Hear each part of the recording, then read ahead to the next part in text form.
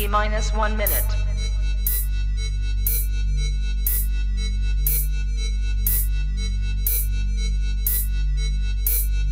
T minus 50 seconds.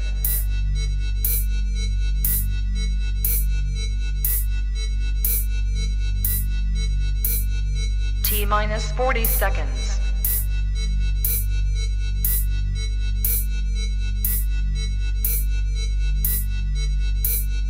T minus 30 seconds.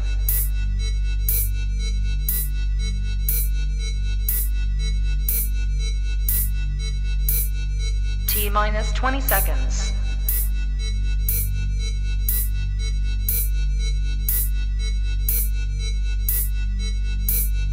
Ten, 9, 8, 7, 6, 5, 4, 3, 2, 1, 0.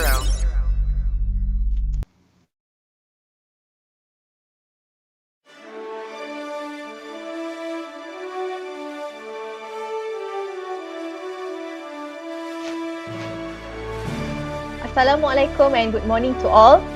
I would like to wish a warm welcome to all viewers to our e-forum. Thank you for joining us today. My name is Shaliana and I am the moderator for today's session. For your information, the e-forum is organized by English Language Teaching Centre, ELTC, with the collaboration from the Teacher Professionalism Division, BPG, the Resource and Educational Division, the Resource and Educational Technology Division, BTSP, and the Corporate Communications Unit, BKK.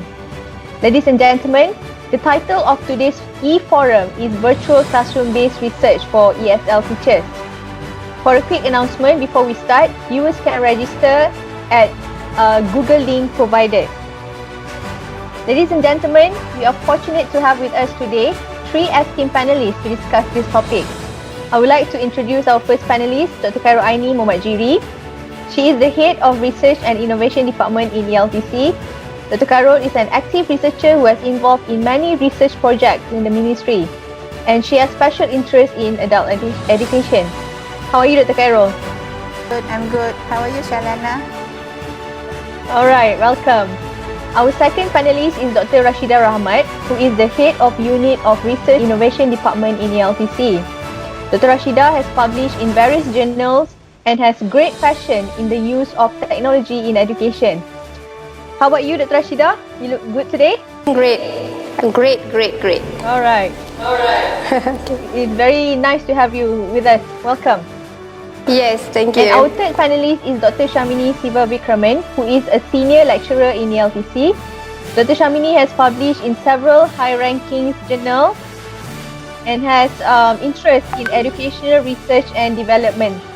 How are you, Dr. Sham? Good. I'm good, Shah. Alright, you look fantastic. Welcome to the session. Ladies and gentlemen, in today's forum, we are going to discuss the insights on virtual classroom-based research, how to carry out classroom-based research during this pandemic, and the future of classroom-based research in great detail.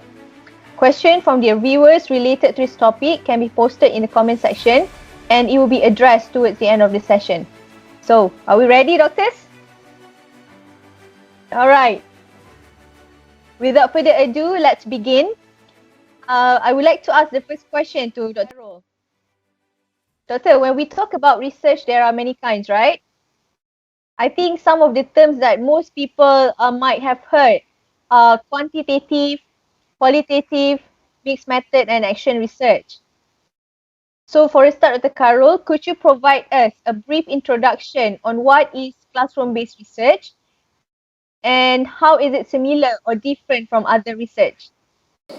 Okay, thank you, Miss Shaliana. Thank you for being here with us, and thank you to the audience for being here with us also. All right, so to answer that question, classroom-based research. What is a classroom-based research? Okay, classroom-based research is actually a teacher-driven activity aimed to find what works best in our classroom. In doing that, we'll be able to improve our own practice make learning more effective and also benefit our students eventually. So that is a simple definition of a classroom-based research. I understand that every teaching situation is unique. Okay, what worked best in my class might not work well in your class, or might be ineffective in other classes. Okay, so when this happens, when things doesn't work well in your class, the activity that you do doesn't suit the students that you are teaching, that will cause stress, and you will think that teaching is burdensome to you. All right, so teachers, when this happens, usually a good teacher will try to find out the reasons and the context that you work in. All right, so you'll be thinking of the context that you are working in. You know, why am I in this profession? Why am I in this schools? Okay, so a good teacher, when they face challenges or issues in teaching, they will invest in learning about 3 things. The first thing is they will learn about themselves. All right, the purpose of being a teacher, or why am I, a teacher now. All right, these are the things that you will reflect and think about when you explore about yourself. The second one is you'll be investing your time learning about your learners. Okay, who are the learners that you have in your classroom? Who are they? How many boys? How many girls? You'll be thinking about that. All right, and the third one will be the class that you teach, the surroundings. Okay, the context that they are in, whether it's a rural school or urban school, that will be the context of the classes that you are teaching. All right, so how do you do this? How do you try to learn about these things? Okay, teachers do so by being attentive to what the learners say in the classroom, or what they avoid saying, things that they don't say, they keep quiet. So these are the indicators of things that happen in your classroom. All right, so you'll be more sensitive to the surroundings of the school, of the classes, of the students, and also you'll be more attentive to the curriculum or the narrative of the classroom. All right, so you'll be thinking about all these that happen in your classroom, and the key word for this is reflecting. Okay, by reflecting on our own practices, you'll be able to learn a lot of things. You will say that I have a lot of issues and challenges in the classroom. A lot of teachers, they don't like this. The word problems, issues, challenges, other things that they don't want to hear. But this is the moment, the key moment of learning for teachers. You might not realize that. And when issues happen or arises, or problems arise, you'll be going back to the things that you do. In other words, you'll be reflecting on your own practices. And you will search for solution. Definitely, you don't want to be in a problem for too long. And later, you will learn something from this. So this is basically what is a classroom-based research is all about. It is actually a combination of all the things that I have mentioned just now.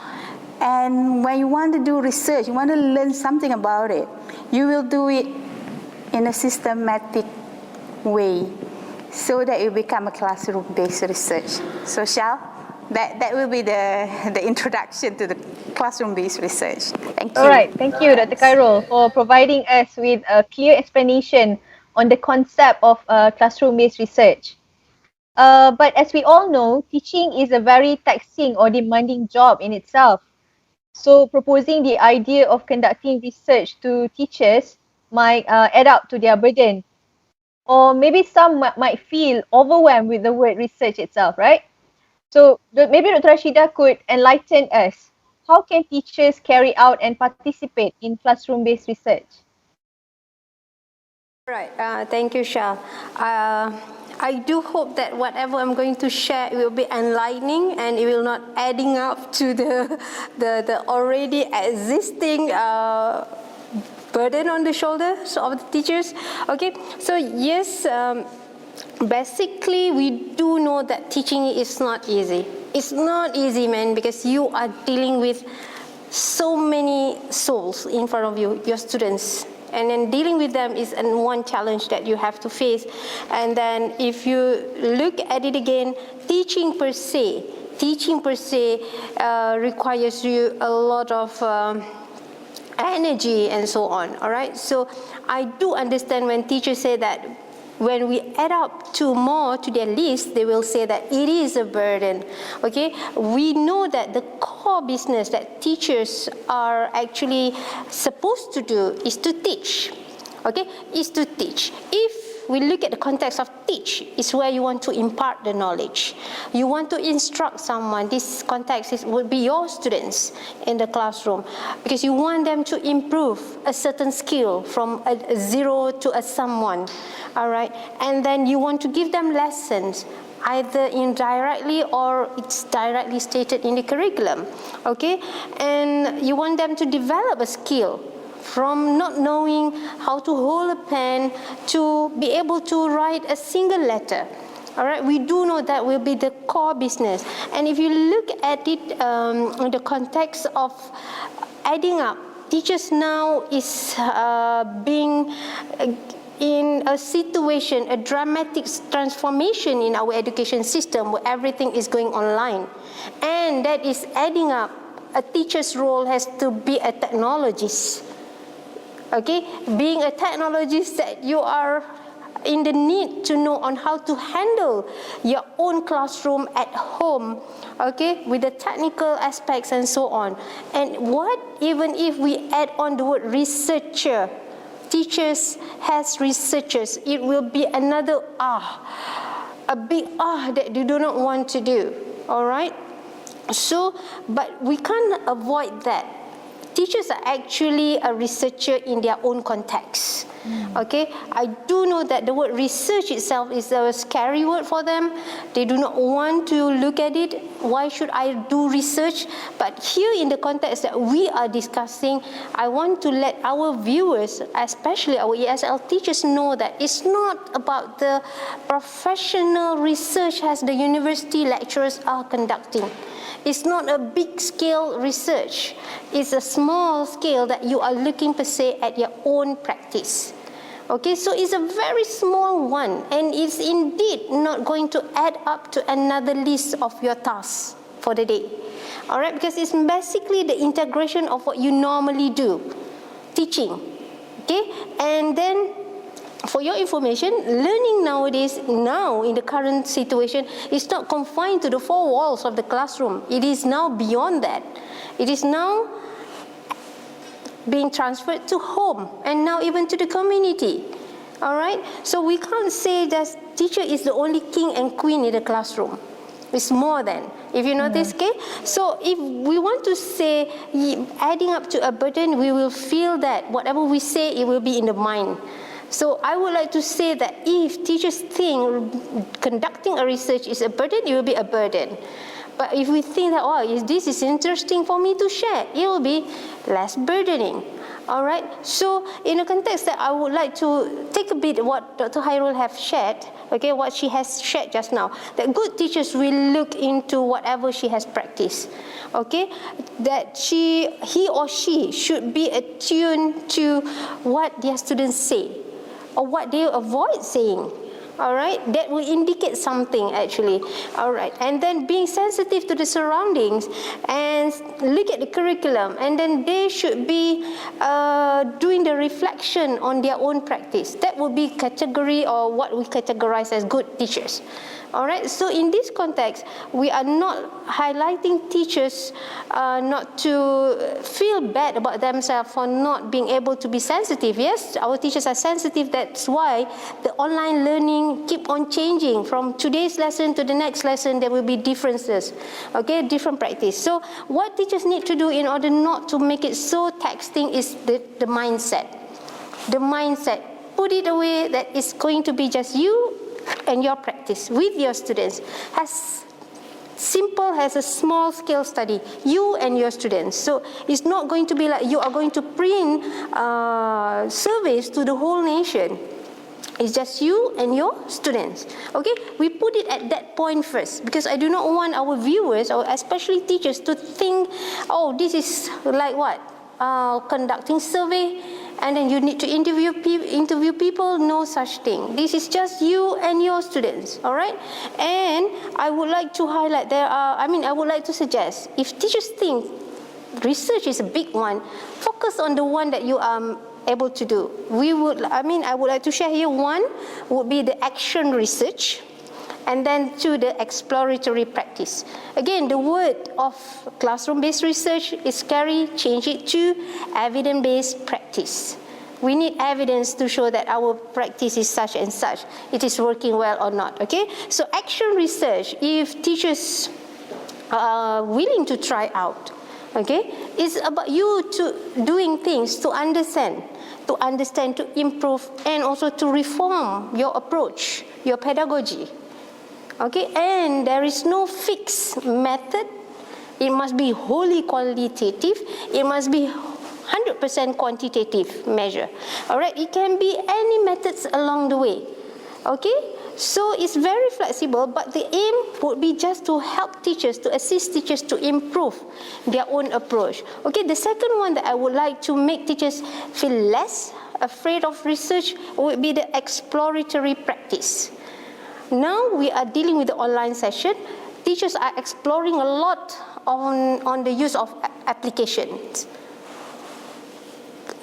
speaking tools, writing tools, all the whatever tools. That's why I said teachers are becoming technologists nowadays, trying this and that. Okay, you explore that one particular aspect and look at it and how that first try in the classroom using that particular tool will be needed to improve for the next lesson, or how that particular application can help you with other classes. All right, so it's about you exploring. It's not merely about you testing it. Test, pre-test, post-test. No, experimental thing would be like in the lab and so on. Okay, so another one, we have very, very broad topics in language.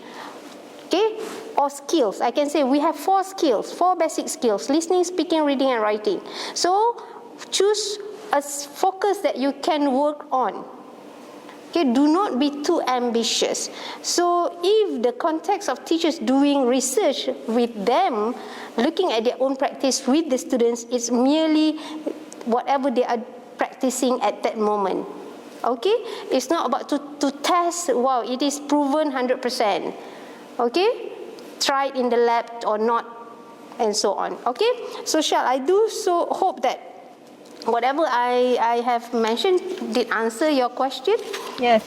Thank you. Thank you, Dr. Rashida. I agree that the important first step is to change one mindset and be open to the idea of conducting a classroom-based research or action research or an exploratory practice, as you mentioned. And it is actually a high time to do so, right? Yes. Okay. My next question is to Dr. Shamini. Since the COVID-19 pandemic started, it has changed many things around us and caused us to adapt to new norms.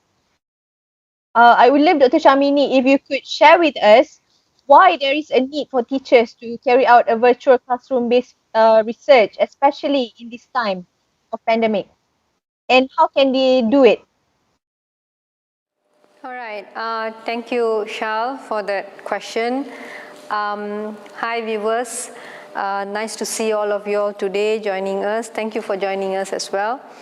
Apparently, there is, if you ask me, the need during pandemic to do a classroom-based research. Apparently, there is no end to teachers committing in doing any form of research. Moreover, when it comes to doing a classroom-based research, because a teacher is always connected and very close to a classroom, it's just that during a pandemic, now a slight change in the physical setting of a classroom, where the classroom has changed from the traditional way of how a classroom is being arranged. Now it's behind screens.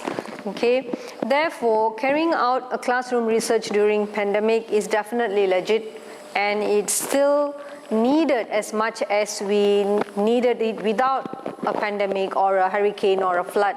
Even without the pandemic, I believe that research should go on, moreover if it is a classroom-based research.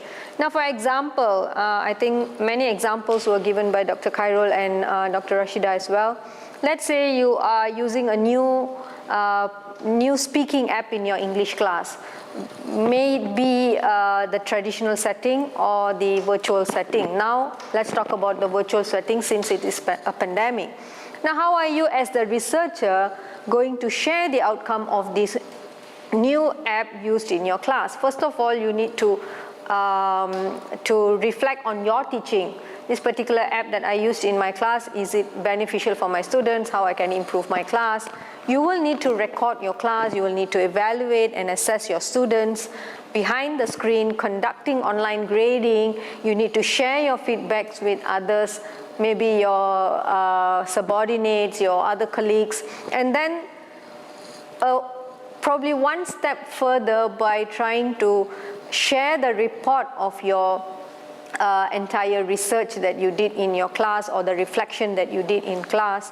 Let me name it a systematic way of reflecting your teaching method, a much more organized way, and some of them go a little bit further from reporting to publishing.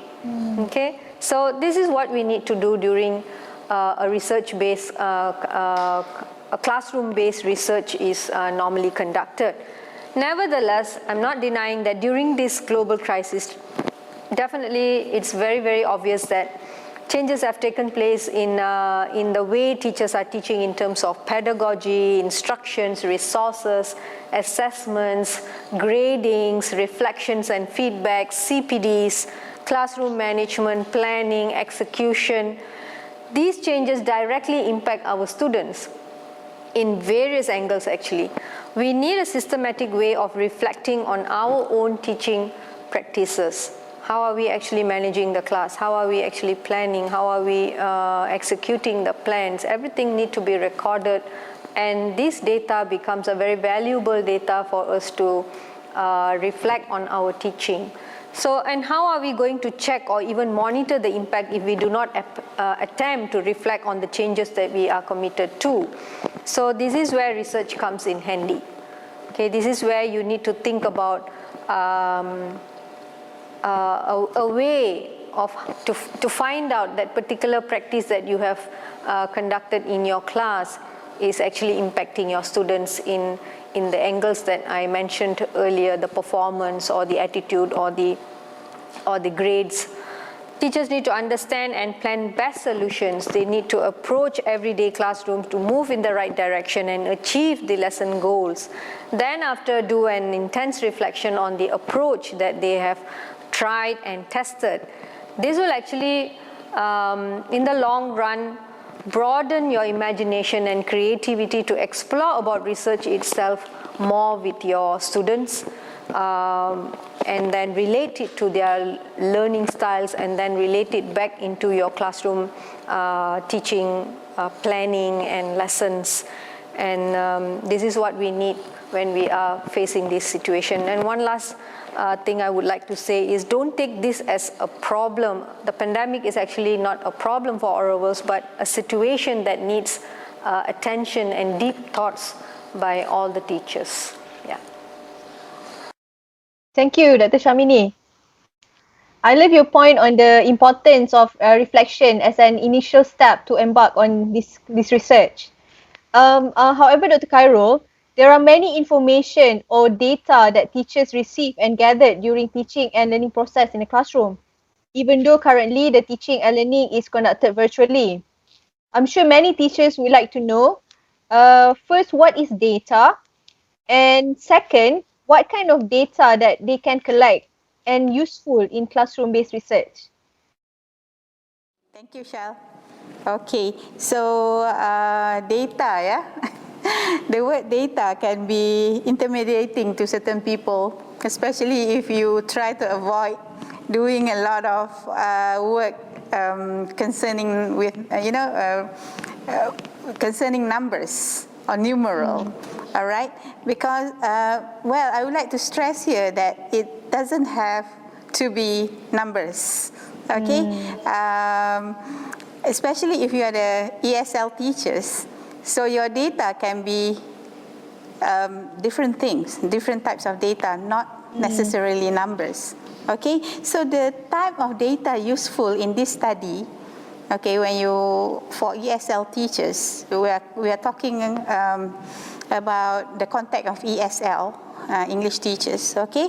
So the type of data useful in carrying out the classroom-based research can be, number one, the test data, the national or the school-based assessment data that you have in your record book.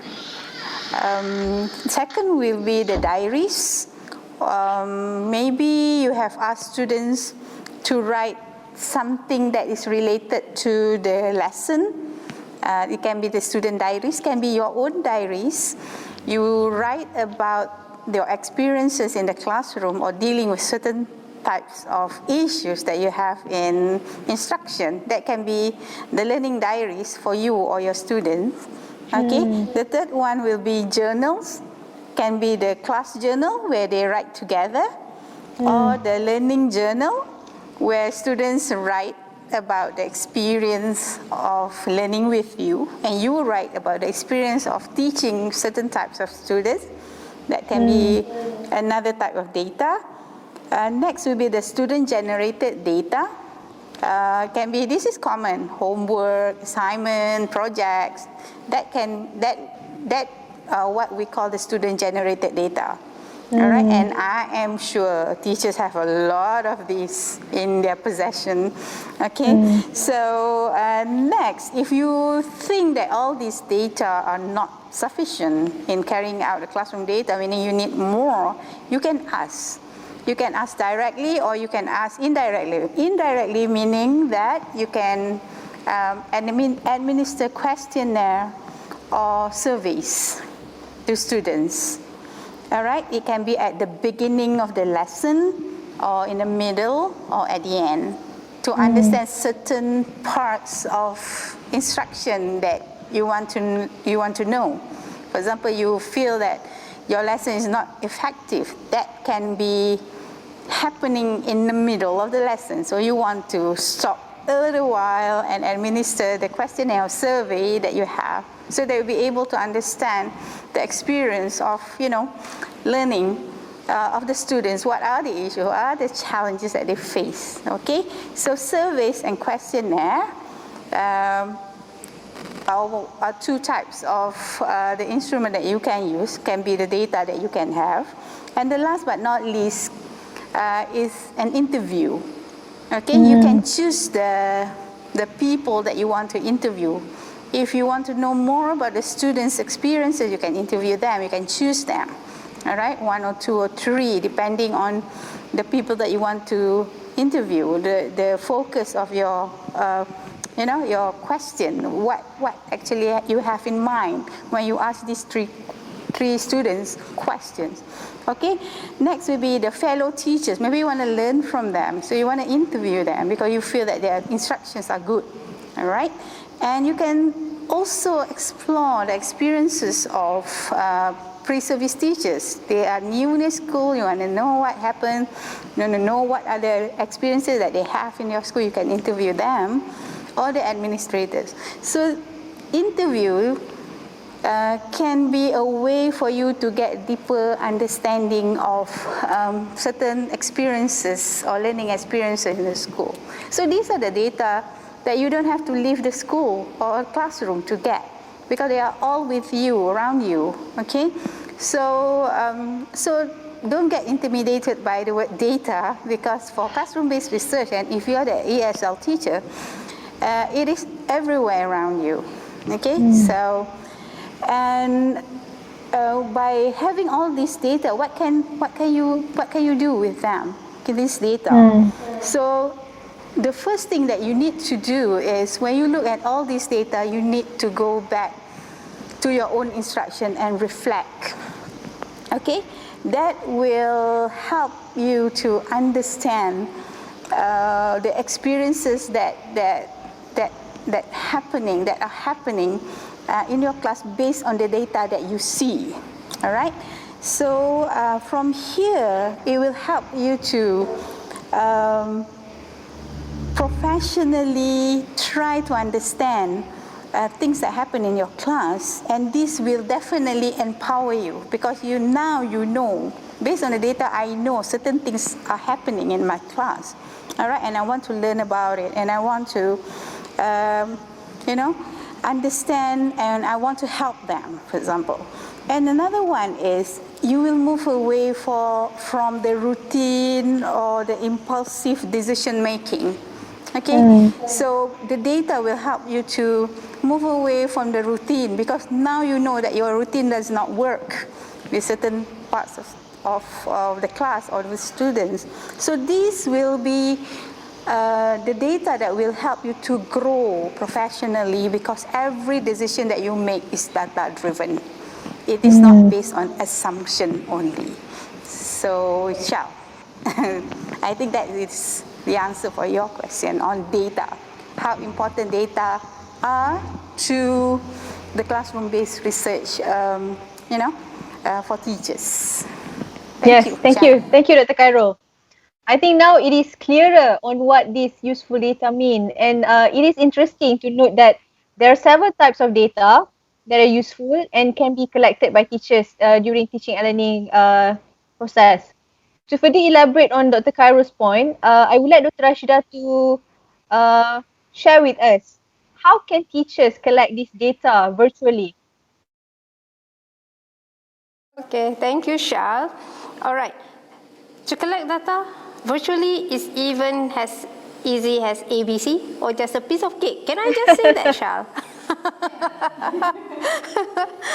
Okay, so yes, knowing that the culture is now, the situation is now different from the yesteryears, meaning that previously data was collected, were collected in a way that we had to print out our surveys, you see, and then distribute it, distribute it to all the respondents and so on. So it's quite, when I'm making comparison at this point of the condition that we are facing now, it's much easier. It is easier actually for us to collect data now rather than to those days, all right? So we don't have to carry piles of papers from one school to another school, from one class to another class. Teachers are now being given a very simple tools just to collect the data. And actually without the teachers' realization, they are actually collecting data now. Okay, from the Google Classroom that they are conducting, from whatever class that are having online now, data can be collected very easily. All right. Now, I just need to take a point what Dr. Khairul said, that data can be in words, data can be in numbers. If we ESL teachers are very much scared with numbers, don't do that. You look at the words point of view from that angle. All right. So, if you want to say that how can we collect this data, I'm going to give a very simple example, okay, Sean, because the situation is now directing the teachers on how to collect the data. Okay, because it's the context of their own classroom practice. So now the classroom is conducted via Google Classroom. So there is one icon or one application or one tool in Google Classroom that will allow you to collect data easily. Just press the record button.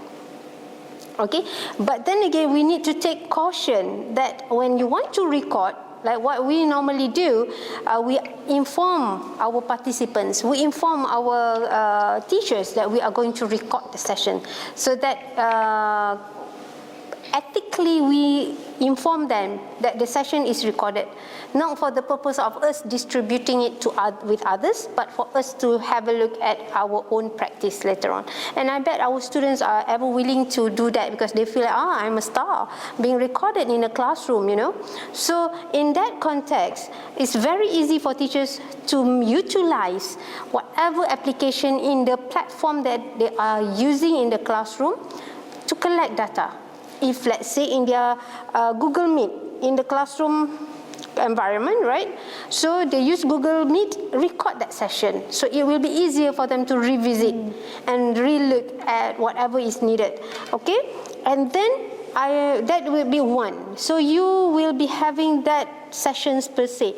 If you remember previously, if we are having a face-to-face class, we have to carry out our camera, right? Set up at the back of the class. Now we don't need that. Isn't it easier?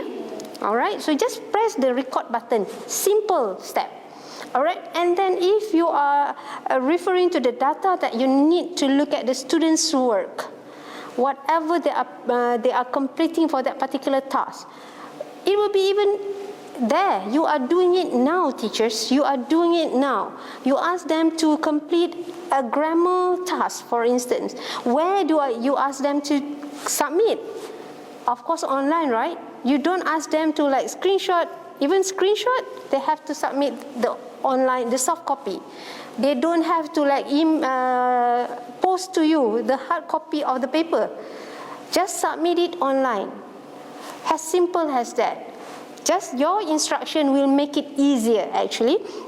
And then when they are doing that, they are compiling everything in a folder. Okay? I want to give the scenario where teachers can see that collecting data in the virtual classroom is easy. Don't think that we are adding up another burden. See, they want essay. See, they want this one. Whereas they are doing it. Okay, so let's say now they are they want to do survey. What aspect or what application would they prefer to use? Google Form, right? Isn't it another way of collecting data as well? You are asking your students to give feedback on whatever you need them to tell you. For instance, Google Form, it can be quizzes, it can be a feedback form for you to let you know what your students feel about your class.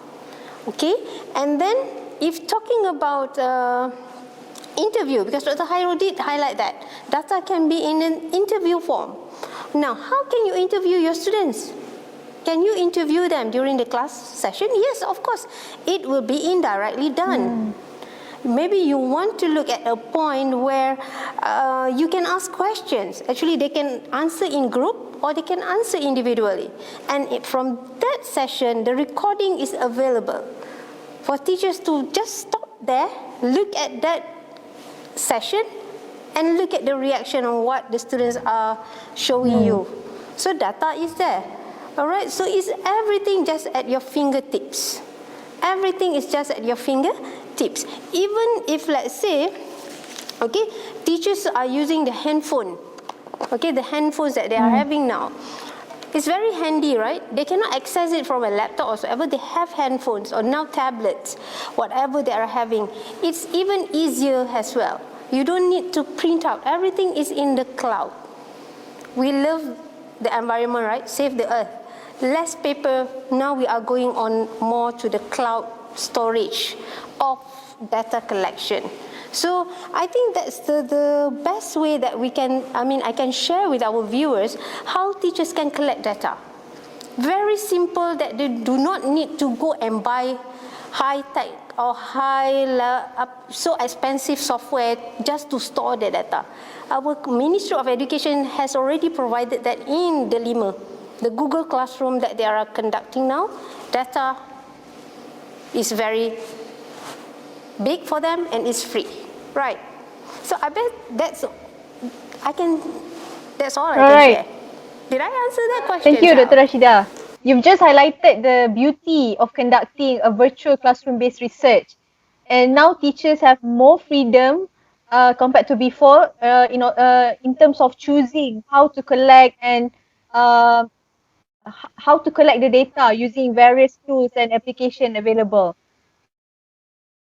All right. Adding to Dr. Rashida's point, I will leave Dr. Shamini to further elaborate and suggest to us when is the suitable time to carry out a virtual classroom-based research. All right, thank you, Shal. Before I share on the perfect time to classroom research, allow me to compare the traditional method versus the virtual method of conducting a classroom-based research. This is also to summarize what Dr. Khairul and Dr. Rashida has already discussed with us so far. Probably it will be easy for the viewers to follow through what I'm going to discuss now. Probably you can refer to the slide on your screen. Now let's look at a few focus points on comparing traditional classroom and virtual classroom. Now, in a traditional classroom setting, let's look at the aspect of gaps or problems. When you want to conduct a classroom-based research, definitely you need some gaps. You need to identify the problems. You need to identify the issues. Now, in a traditional classroom setting, normally we will witness eye to eye like that happening in front of us. We do a lot of observation during the class lesson per se physically. Whereas on the other hand, when it comes to virtual classroom, we normally do all this observation or witnessing or collecting of the data during the online lesson. So this was during the physical lesson, this is during the online lesson. And what happens is, online lessons happen any time of the day. It can happen any time of the day, whereas the traditional classroom has got fixed timing. So problems and gaps need to be identified in the physical setting, during the classroom lesson, in the virtual setting, any time of the day or during the virtual lesson itself. Now let's move on to the next aspect, is the methodology or approaches. In the traditional classroom setting, we used to be doing action research and classroom-based research. We also extended it a little bit further to academic research, a bit more extensive research, I would say. But when it comes to the virtual classroom, there's not much of a difference. It is still in the scope of action research and it's still classroom-based research. It's just that this was the traditional setting and now we have moved forward to the virtual setting. Now let's move on to the third aspect, which is collecting data. Now this is where most of us will think that, how am I going to collect data? Initially I was in the classroom present with the children. Now the kids are behind the screen and I'm away from them. Well, let's look at it, put some thoughts to it, let's look at it. Let's see how we can actually collect data, in fact, faster in the virtual classroom than the traditional classroom. Now, in the traditional classroom, it used to be during physical classroom lessons only. Homework submissions as data used to come in the form of a hard copy. You have to collect it in books or papers or submissions of assignments. And then we also do face-to-face observation. We also do interviews. Then we have exams or assessments, and we grade the particular lesson when the students have already done the assessment, and then we see how they have performed the pre-test or the post-test. Then we also look at attendance. We also check on the feedback that the students give us, or other teachers who sat at the back of the class and observe the class going on, feedbacks from other teachers. So, and another thing was, it only happens in one class at a time. So if you are conducting a traditional in the traditional classroom, if you are conducting a classroom-based research, it's just that 30 students at one time. You can't go more than that. And the final data will normally be in the form of documents or papers or files in a very hard copy manner. Now let's look at the virtual classroom, which is way much more different from how we were doing. During the virtual classroom lessons, anytime you can collect data. And homework submission is normally done instantly. You don't have to actually really assign students to submit homeworks 2 or 3 days later, which we still do it. But some form of homework or classroom activity can give you instant marks or instant feedback from the student. Where, for instance, let's say you are doing conducting a class and you are requesting students to post some answers on a Padlet wall. Instantly you get 50 people answering on Padlet, and that is already your data. So you don't have to wait for data to come to you. It happens instantly there, and all these are actually recorded. Observation is done instantly while the virtual classroom is going on. Interview can be done virtually. Assessment can be done instantly, and the feedback from the assessment, the grading from the assessment, the marks from the assessment, you can even generate the scores instantly, in a very quick manner. You don't have to wait and mark. The app actually marks it for you. And then attendance and feedbacks. And the best part of virtual classroom research is you can actually conduct a research for more than one class at a time. So if you are teaching 3 classes, you can conduct the research for all the 3 classes at one time. You don't have to be present in 3 classes in 3 different times. So on one screen, you will see 100 students one go. So you have an eye contact with all the 100 students at one go. So then let me just discuss a little bit more on analyzing data and data sharing. So previously we used to analyze data in a more descriptive or inferential way, which does not differ much in the virtual classroom. We still can do it in the descriptive or inferential manner. And data sharing also. If you see the traditional classroom, we used to share your data during not just the data, we also share reports or the findings of your research itself during a meeting or PLC or face-to-face conference, publications, reports, forums. Whereas now in the virtual setting, things are still the same. Meetings are virtual, conferences are virtual, PLCs are virtual. We have more platforms, in fact, now. Even social platforms play very important roles in sharing your findings or your best practices, and even casual chats over online platforms. So therefore, to answer your query just posted, suitable time to carry out a virtual-based study. If you ask me, when the real classes are at a distance, okay, when you don't face your students face to face, okay, so this is where you need to think about the virtual manner of conducting a classroom-based study. So even people now are considering, or teachers are now considering extending their research globally. So now this is where the different time zone comes in. We can even conduct research now in different time zones. We can even invite and compare other teachers' classroom or go beyond outside of Malaysia or other states. So you need to consider virtual now when lessons are already online, when you cannot meet your research respondents face to face. But then again, when it comes to research, communication and collaboration with your research participants is significant. So if you can connect with your participants or your research respondents on the virtual screen effectively, that's a plus point. Okay, if you can have a good connection with them and work with them closely, even though it is virtual, it's a plus point. So since it does not require too much of outside sources to pursue your study, time does not actually limit your investigation when you are going virtual. You can do it anytime. So it is the teacher who decides when and what is going to be specifically observed in that class for the teacher's improvement, to consider it also as a systematic, reflective kind of feedback for what kind of teaching that you have done in the class.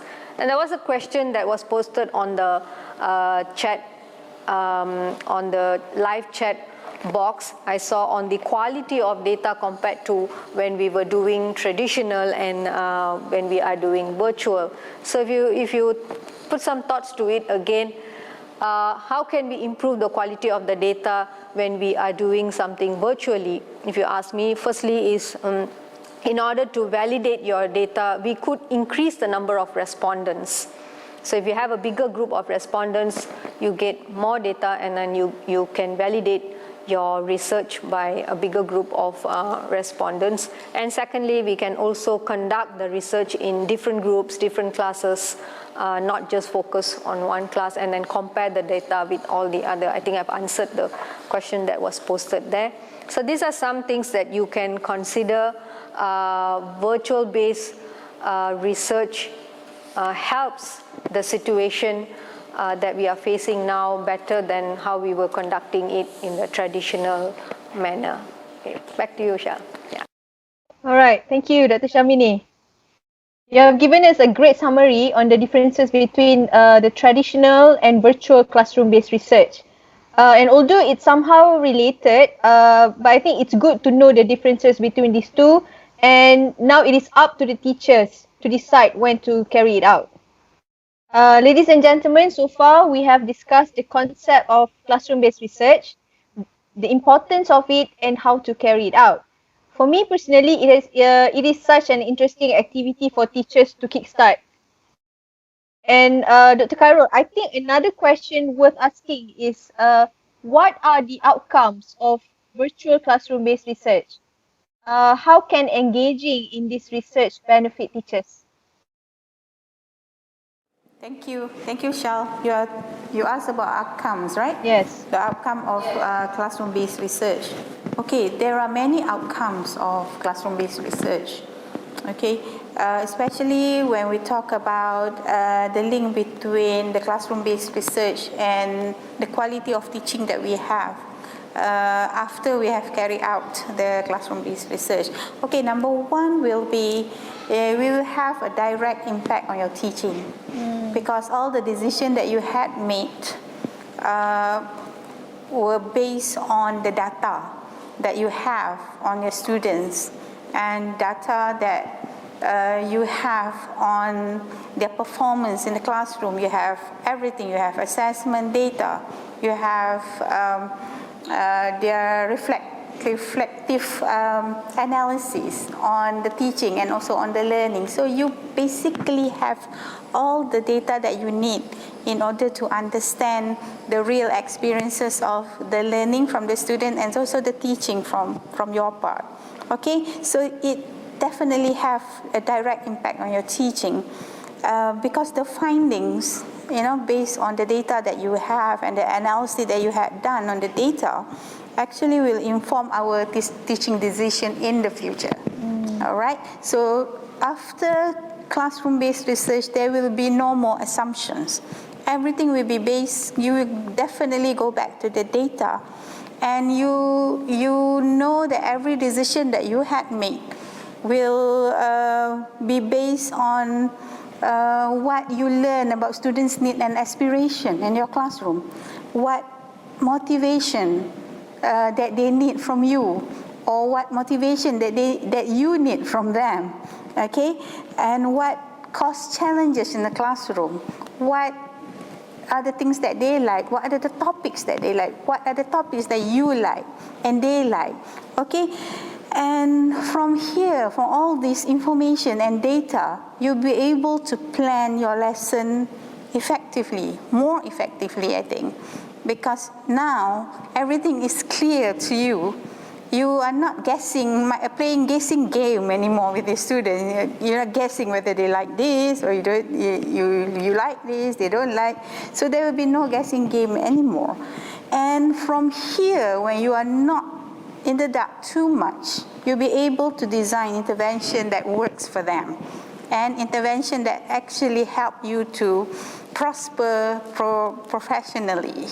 Okay, you'll be able to try a lot of new ideas and new topics with them because you know that there are certain topics that you don't like, but the students like, so you venture into that. There will be new experiences to you too. So I think it will have a direct impact on teaching. I'm sure about it. And another one is you become a better teacher because classroom-based research will provide opportunities for development. The moment you tell yourself that you are going to try new things in your teaching and learning and the students learning, you are actually trying or venturing into changing, like Dr. Rashida just now mentioned, mindset of whatever that you always do. You want to do something else now. And after trying this new method, and then you have data on that, you feel powerful and empowered because you will see the effectiveness of it, or if it is not effective, you will rework on it and will work again and again until it becomes effective. And from here, you will develop professionally. And for new teachers, I think this is good.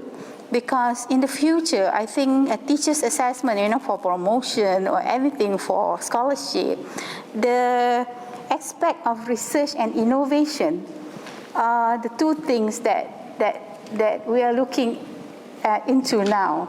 Because teachers who are innovative and teachers who are ready to change are the teachers who are actually will prosper professionally in the future. So you become better teacher when you start with something as small as classroom-based research with your student and in your class. Shal, I hope that works. That works for your questions. All right, thank you, Dr. Carol. Right. I hope the teachers are feeling excited after listening to these wonderful outcomes and feel inspired to start their own research. Adding to your points, I would like Dr. Rashida to answer another question that I personally curious about. How does a virtual classroom-based research help in improving students' learning and performance, Doctor? There is a connection or a bridge between whatever Dr. Hairul has said just now to whatever I'm going to share. Definitely, of course, whatever teachers are doing, there will be impact on the students' outcome. Definitely. It's undeniably from the smallest aspect of motivation to the highest results of producing A.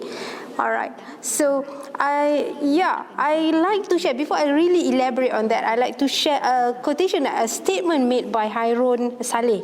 It was made in 2014, but it's still relevant. Okay. When a teacher knows whether and why the teaching is effective, I think the teacher will be a happier teacher. Really. And I don't know, I'm being very authoritative here to saying, you have to agree with me. When we are happy, of course, we will make others happy. We are sending that vibration to others. Okay, so when teachers are happy knowing that whatever they have tried out in their teaching that helps students learning, of course they will be happy. All right, we do know that whatever we have tried, without us actually realizing that it's part and parcel of us conducting investigation of our technique, of our approach. Okay, because let me direct that to the content, the context of us having online class. All right, teachers are now exploring lots and lots of application, right? Google Classroom, Google Meet is just one platform, but they need to put content inside there. How to make the content really engaging is very challenging. All right, and then teachers are trying. I'm putting myself as a senior teacher who is now trying one single step in teaching that I myself are not sure whether I'm going to do it right or not. So it's just me exploring it. So the moment let's say I just press the button play for the video that I downloaded myself, it is a great success for me. You see, I'm happy. My student can look at the video I have downloaded on my own without any assistance, and then my students could understand the relevance of that video to the content, and then later produce something that I put in the objective of the lesson. I will be happy on my part. Okay, so on my part, I will be happy. And then, of course, I would like to get to know whether my students are happy or not. I could see from their faces. If they are not happy, then we will look into it. Why? The use of video or YouTube I downloaded is not effective at all. Maybe I chose the wrong video for that particular student. Because we have variety of students with us, right? It's not the same level. They are not having the same level. Maybe there are a lot of factors that might affect that lesson on that day. But my own try out, downloading and then using it in the classroom online, which I have never tried before, will be one success point for me to make me feel motivated to keep on trying. So this is what I said just now, explorative practice. You are exploring your own practice, okay? And then along the way, you are improving that. Okay, so I may share my experience downloading, for instance, with my other senior friends who do not have the experience of using technology, or not as good as the young teachers, you see? And then that's where slowly the culture of us sharing with others will be another thing that will be impacting on student success as well. You see, because all this while we are merely practicing it on our own, keep it to ourselves, that's it. All right, we do not want to share with others. We think that, this is my way. I'm afraid that others might not like it. So just better to keep it to myself. But you see, when your friends said, my students are not coming to class because of this and that, how can I make them come? So you would like to share your success. Hey, why don't you try this? I have tried this and it works. Isn't it impacting your other colleagues in the school? All right, you are sharing what was working in your class, then can be tried out. But of course, the outcome will not be the same, because different class will be having different students, and their context will be different as well. All right, so it is like whatever you are doing in the classroom, and later you share with others, it will be slowly from classroom outcome, it will be the whole school outcome. Meaning your success of trying to improve your teaching will be shared with others, and eventually other students from that other class will be able to gain new things as well, and new knowledge most probably. And that teachers who your colleague who is going to try your method might feel happy as well. So another version of chain happiness. Can I say that? Chain happiness, Shah?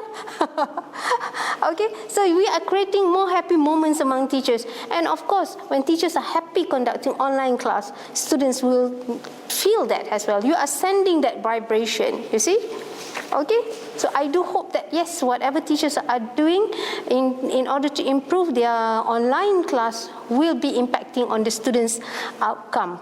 Not only on the academic wise, but it can be on the affective side or aspect as well.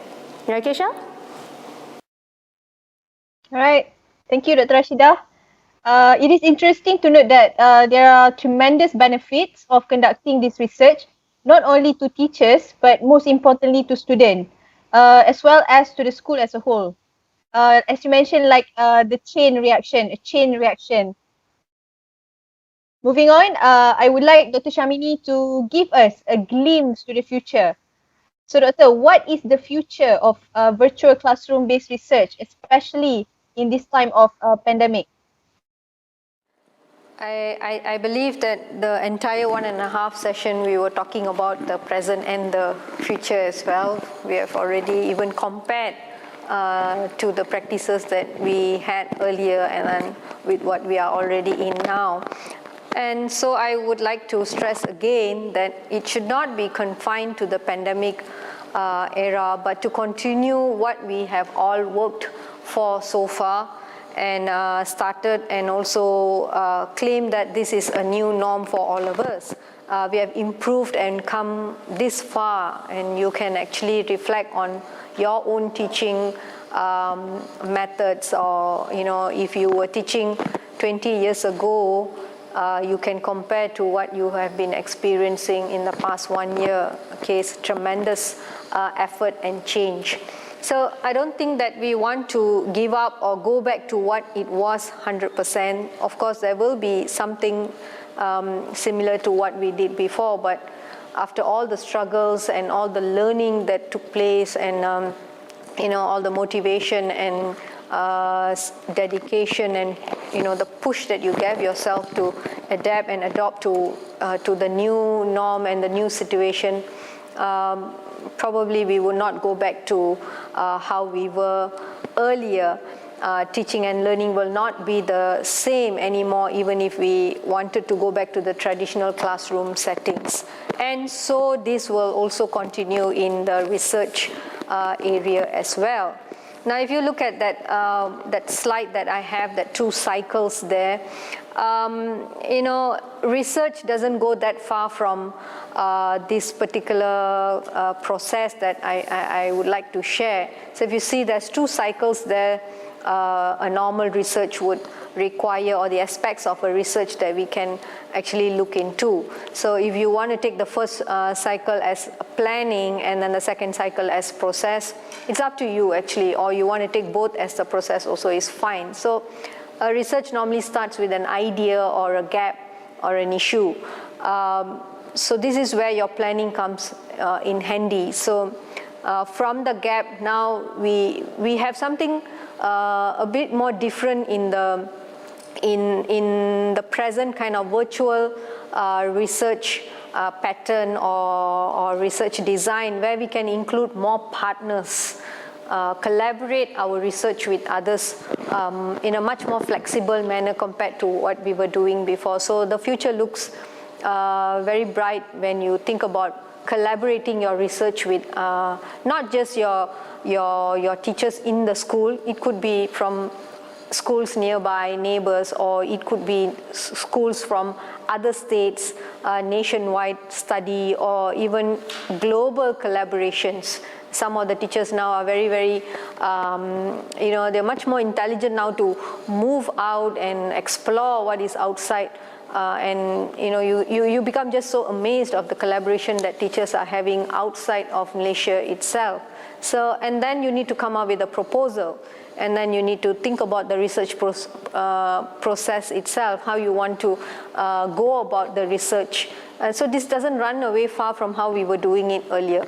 And now, probably a little bit more exclusive than what we did earlier was the publication part.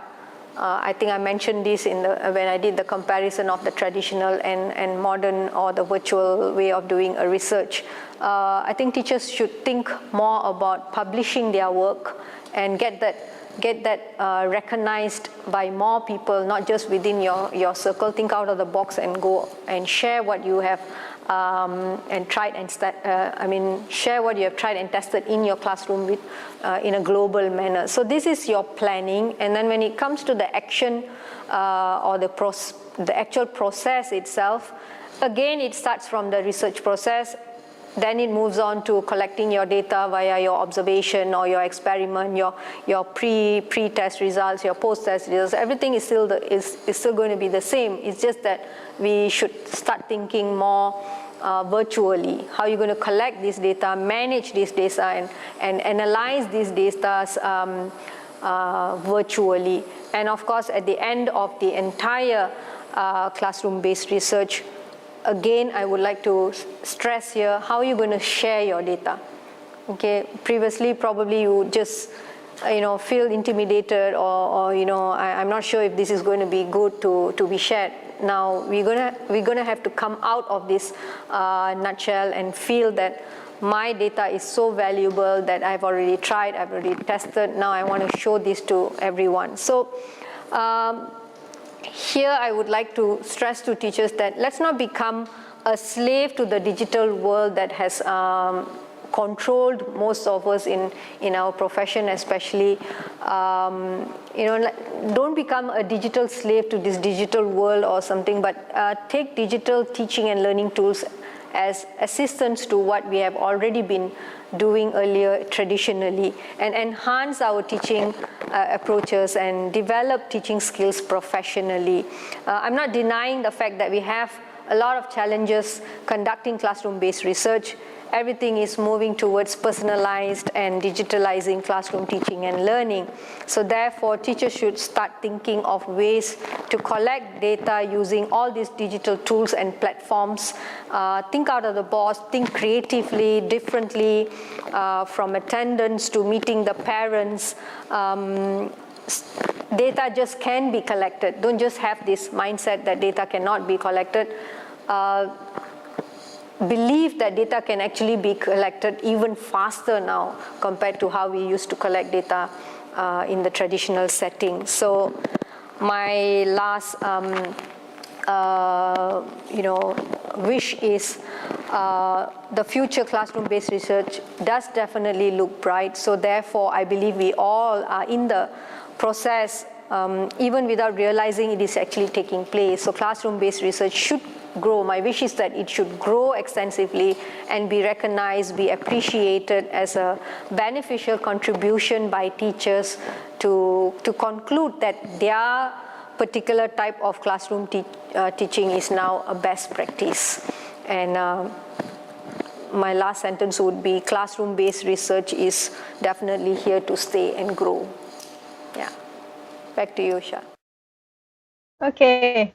Thank you, Dr. Shamini, for providing us with an excellent summary on the whole process of conducting a virtual classroom-based research. And you have also enlightened us on how to take this collaboration.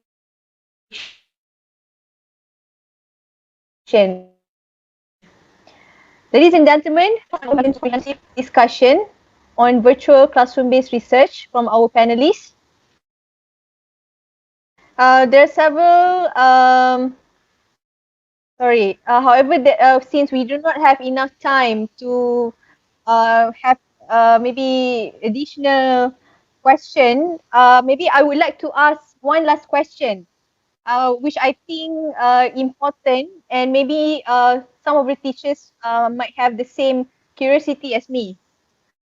How to do the reporting for the classroom-based research? Are there any specific format to follow? Anyone would like to answer this question?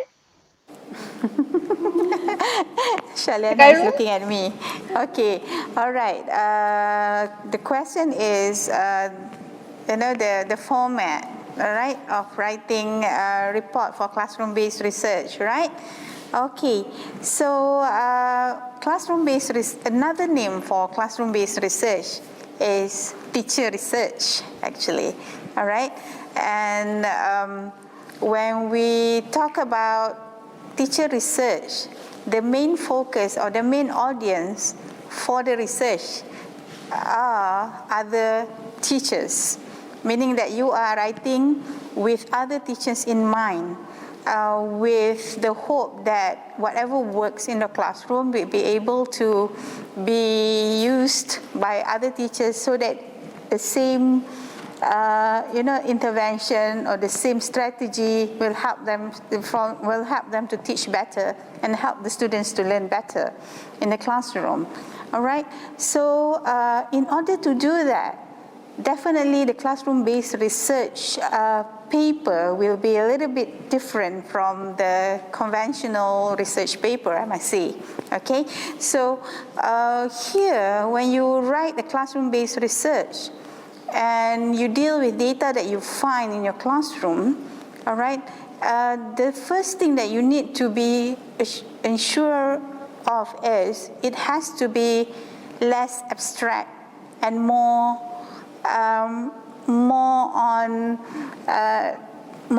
talking more on the instructional part of the activity that you do with your students, meaning that the paper should be less difficult to be read and whatever that you read, whatever that you write in the paper should make sense to other teachers to be able to understand them. All right, so two things. First is it has to be simple, less abstract. And second, it has to make sense to other teachers so that it will be able to help them to probably adopt whatever that you had done with your students and adapt so that it will work in their class. All right, Shell, so two things. If you are very interested in classroom-based research and you want to write a paper based on data that you have on your students and also your class. Here, I would like to take this opportunity, Shell, to promote actually what we have at the ELTC here in Bandar Anset. We offer teachers a platform for them to share papers, the classroom-based research data and papers that they are writing. If they are writing papers on the best practices that they had done with their students, if they feel that they're not that confident in sharing or publishing or go to a conference and present it, you'll be able to come to us, and we'll try our best to help you to make it work for you in whatever way you want to do it, whether you want to present it, you want to publish it. We have a journal by the name of ESF Practitioner where you can test the paper, and you want to publish, probably you can publish with us. And if you want to work on the paper, you want to present or publish or share with other teachers and you don't know what to do, we have an academic, what is that, Dr. Rashida? Consultation, okay, academic consultation, sort of like, how do you call it? Yes, where the three of us, including the Miss Moderator, are in the team where we will help you to work on the paper and to do whatever that you want with the paper, publish or present or share with other teachers. So feel free to contact us at www.eltc.edu.my. We will try our best to help you, teachers. Okay, Shal. All right. Thank you. So the keyword for the reporting is simple and less abstract and make sense, right? And we would like you to invite all teachers, all ESL teachers to publish your research papers in our ELTC ESL practitioner. Okay, throughout this session, the three of you have mentioned that now is the high time for teachers to conduct a virtual classroom-based research. However, some might still feel not confident to embark on this research, probably because there is no support from the administrators. So to boost the teachers' motivation and to convince them, I would like to give this platform for the panelists to share your last word. How to boost the teachers' motivation to start their own research. Maybe we start with Dr. Sham. Dr. Shamini? Yeah, actually, I did mention this in my the last question that you posted, whereby in order for research to grow extensively among teachers, it needs to be recognized, it needs to be appreciated, for this, also, another thing is that we need to realize that research sometimes needs some funding. So research funding and grants will be very helpful for teachers to be motivated to start their research in school or probably extend it outside. And PGBs, if possible, I'm sure you are very knowledgeable on where teachers can actually share their work or contribution in a wider group, to a wider group of people. So we plead to the leaders of the schools to share platforms into where they can actually present their work or their findings, and secondly, where they can actually publish. Or if you do not get an idea of where you can do this, you can always contact us. We have the platforms ready for you, like conferences, journals, and always remember that you will never walk alone. Okay, teachers must always remember this, okay, being a Liverpool fan, right? So make networking much more net worth in your life after this. Okay, Thank you. thank you. Dr. Rashida, last word? Yeah, just to give an antibiotic or what, booster? Yeah, something like that. All right, to boost your motivation, my dear teachers, don't wait. Don't wait until everything is perfect for you to start. Start with whatever you have in your hand. If you have your students' work and if you have a fantastic approach, share it with others. If you do not know how to use the numbers beautifully, use your words, because we are all English teachers who are good with words. So start now. Don't wait until everything is perfect. If it is not perfect, you can come to us. Again, we are promoting our services. So we are ever willing to assist you, to help you, because we do not want you to feel like whatever you are going to share is rubbish. No such thing. You are going to share with the others valuable input. So don't wait, start now. All right? Okay, thank you. Dr. Khairul? I would like to take this opportunity to respond to one question from the chat group, from YouTube, from Encik Roizal bin Tami. He asked about how during the PDPR students were not motivated to read. He mentioned that it was difficult for him to do a reading activity in the classroom.